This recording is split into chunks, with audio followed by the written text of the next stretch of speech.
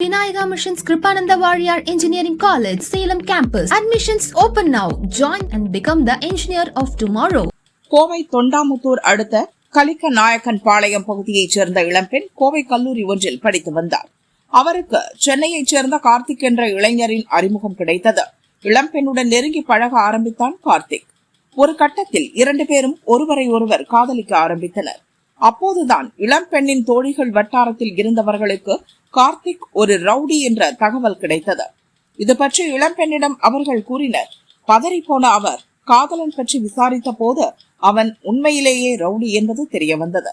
தமிழகத்தில் பல மாவட்ட போலீஸ் ஸ்டேஷன்களில் அவன் மீது 31க்கும் மேற்பட்ட வழக்குகள் இருப்பதை இளம்பெண் கண்டுபிடித்தார். உடனே அவனிடமிருந்து விலகினார். காதலை முறித்துக் கொண்டார். அவனை சந்திப்பதை தவிர்த்தார்.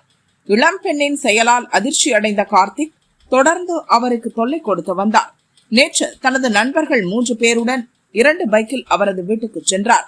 பெண்ணின் தந்தையை ஆபாசமாக திட்டிய கார்த்திக் தரப்பு அவருக்கு கொலை மிரட்டலும் விடுத்தனர்.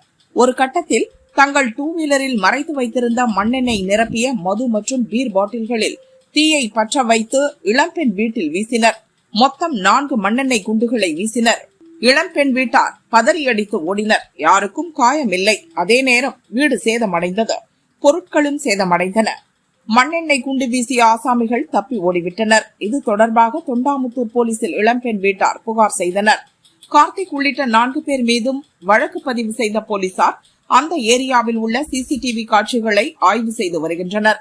பழைய குற்றவாளி கார்த்திக் உள்ளிட்ட 4 பேரையும் தீவிரமாக தேடி வருகின்றனர்.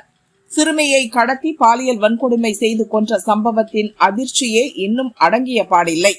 அதற்குள் இன்னொரு சம்பவம் நடந்திருப்பது கோவையில் பதற்றத்தை ஏற்படுத்தியுள்ளது.